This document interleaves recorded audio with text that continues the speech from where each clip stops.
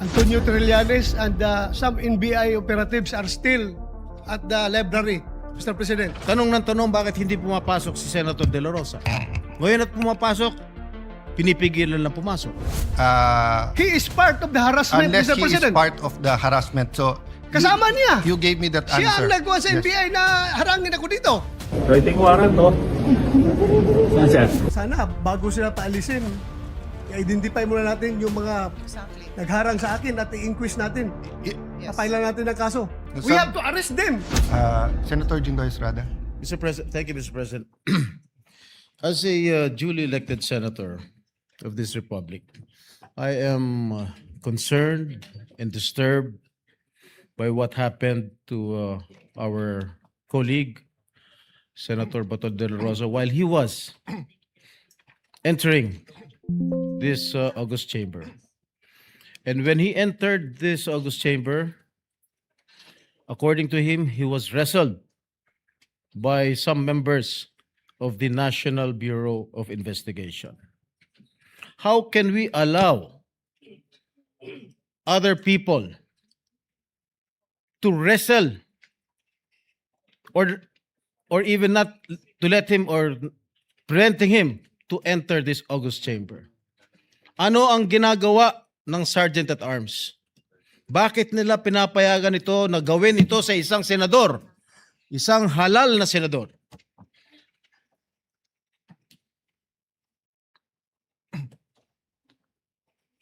Sila, tanong ng tanong, bakit hindi pumapasok si Senator De La Rosa? Ngayon at pumapasok, pinipigilan lang pumasok. I am so concerned. Kahit siguro miyembro ng majority, minority, basta inabuso ng kahit sino naman ng isang halal na senador, pagtatanggol ko rin. Ngayon, gusto ko lang po malaman kung bakit hinaharas ang pagpasok ni Senator De La Rosa dito sa kapulungan na ito.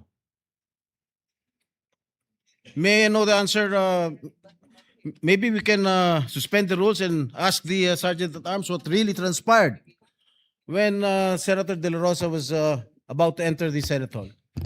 Mr. President, dear colleagues, I requested the Sergeant at Arms when we were on break before you elected this representation to review the footage of the CCTV. Has it been reviewed? Yeah. So since it has been reviewed, will you be ready to answer what happened? Factually lang. Yeah. Is there any objection to suspend the rules so that we can hear directly from the Sergeant at Arms? He's ready to give a report given that he saw the CCTV footage. Yeah. With the permission of the body, if there's no objection. Yes, there's no objection. Yes. Yeah. Former Senate President. Yes.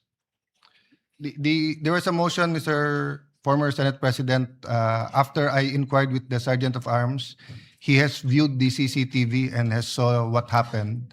So he will just tell us and give us a report if there's no objection. Well, I have reservations, Mr. President, because it has never been done in the Senate. We have not suspended the rules while in plenary just to talk to the Sergeant at Arms. We can do it after the adjournment. Why don't we do it the usual way, which is let's adjourn and then conduct a hearing of the Senate and ask the Sergeant at Arms. Well, two reasons, former Mr. President.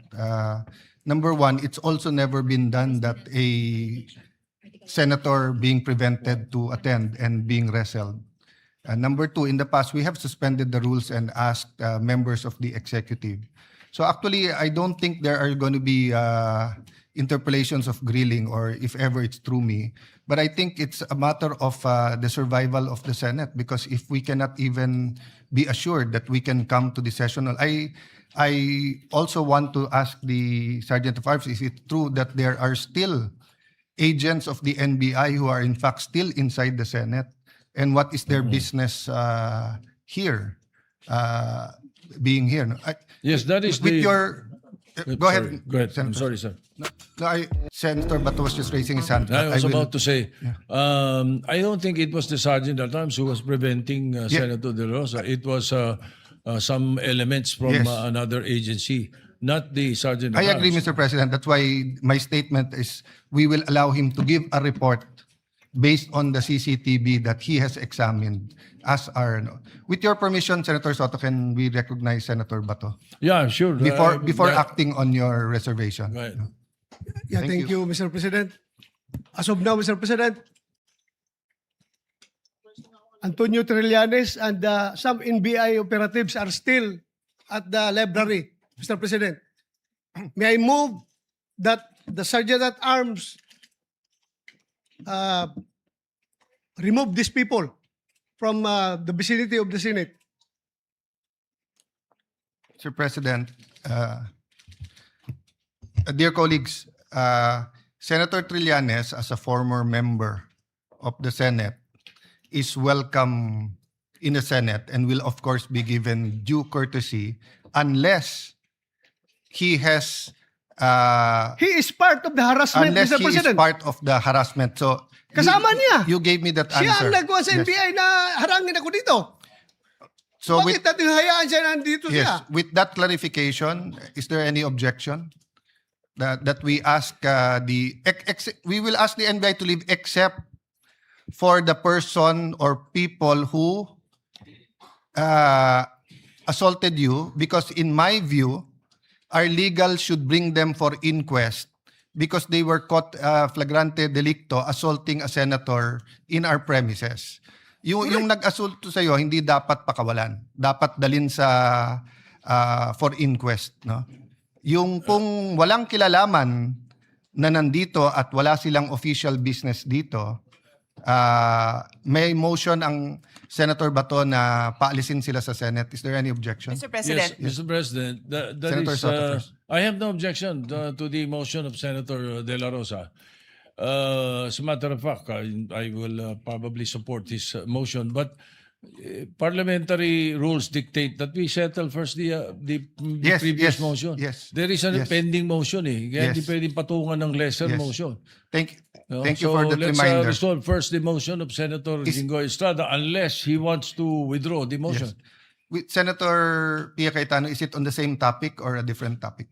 it's a continuation of the removal of the person. So I can wait until Yes, this let's motion is act resolved. first on that. Senator Estrada, may I ask if you can withdraw because I think mas urgent na umalis na muna yung mga NBI. Then we can have a short huddle with the Sergeant at Arms whether we will ask him to report here officially. Mr. President, Yes. if I may, Yes. sana bago sila paalisin, i-identify muna natin yung mga Exactly. nagharang sa akin at i-inquest natin. Y- Yes. Kapailan natin ng kaso bago sila paalisin dito lahat. Dahil para tayong king queen dito. Yes. Inassault na tayo dito sa ating opisina. Tapos walang mangyari. Paalisin lang natin. We have to arrest them. Yeah, let me clarify, Senator Bato. That's my point a while ago. Papaalisin yung mga walang kilalaman sa pag-assault sa iyo. And Correct. that is not limited to those who threw punches or wrestled you. Meaning, if they are in conspiracy together in trying to prevent you from attending the I am session, sure Trillanes is involved, Mr. President. then Andyan siya eh. then Kasama sila. my suggestion is to consult with the legal and to bring them for inquest. No, but before that, I will follow the suggestion of Senator Soto. Can we first dispose or withdraw muna? Mr. President, I withdraw my previous motion. So since the motion is withdrawn, Senator Pia. Yes. I think this is what the Senate President had in mind in any case. Let me just put on record, I think Senator Bato will also welcome this. Before removing anyone who is not involved, we have to determine who is involved and who is not involved. Obviously, I think that's quite obvious. But to be clear with the instructions of the Senate President, everybody here should be dealt with because they are here for a reason. We need to hear from them. They should give their testimony kung bakit sila nandito, sino ang nagpapunta sa kanila dito, ano ang instructions sa kanila kanila, kahit tumayo lang sila dito, we want to know, why are they here? So just to be clear, I'm pretty sure that is what the Senate President meant, but perhaps we can instruct our legal team very carefully bago pa alisin. Pati yung identification nila, yung official identification nila, baka may mag-missing in action dyan. We just want to be clear that everyone who had who even witnessed, even if they were just a witness, we would want to have access to them, Mr. President. Thank you. Let me clarify, no? If the committees themselves can hold in direct or indirect contempt unruly guests, may they be witnesses, may they be our employees or whatsoever, basta't non-members ng Senate, lalo na pwedeng mag-direct or indirect contempt dito sa Senado. But we are dealing with two separate things, whether what they did was contemptuous, and then secondly, whether there was a criminal offense committed within our premises in front of our faces that gives us the right for an arrest and ask the DOJ for an inquest. That is why I think the Sergeant at Arms took our instructions a while ago not only to view the video but to conduct an immediate investigation. Maybe we can have a 2-minute suspension and consult with the Sergeant of Arms kung nasaan na yung investigation nila before we ask anyone to leave the Senate. Tama si Senator Bato at Senator Pia. Baka palisin natin pero baka naman sila yung dapat arestuhin. No? So we'll suspend for 1 minute.